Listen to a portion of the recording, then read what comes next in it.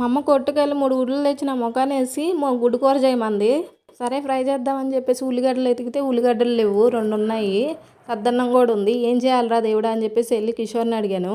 కిషోర్ 3 గుడ్లతో అన్ని మేనేజ్ చేద్దామన్నాడు. ఎలా రా అది సాధ్యం కాదంటే చూస్తా ఉండు నేను చేస్తా అన్నాడు. సరే అని చెప్పేసి వాడి చేతికి ఇచ్చేసా. అన్నీ కట్ చేశాను నేనే. నువ్వేం చేస్తున్నావు అన్నీ ఊరికే చూస్తూ ఉంటావా అనుకోవద్దు. లేదు ఉల్లిపాయలు కట్ చేసింది నేనే, ఏడ్చా కూడా తెలుసా. ఒక గుడ్డు ఒక ఉల్లిపాయ వేసి ఎగ్ ఫ్రైడ్ రైస్ చేస్తున్నాడు. వాడు చేసేది పక్కన పెడితే కిషోర్ ఈ మధ్య కొంచెం వంటలు చేసేది కనిపిస్తుంది కదా, దానికోసం ఒక ప్లేలిస్ట్ తయారు చేద్దాం అనుకుంటున్నా. ఈ యూట్యూబ్లో మొత్తం మీద వాడు చేసే వంటలన్నీ ఒక చోటే కనపడాలని చెప్పేసి ఆ ప్లేలిస్ట్కి బ్యాచిలర్ వంటలను పెడదామా లేదంటే కిషోర్ వంటలను పెడదామా పేరు? మీరే చెప్పండి. ఫస్ట్ కామెంట్ ఎవరైతే పెడతారో ఆ పేరే నేను ఫిక్స్ చేస్తా.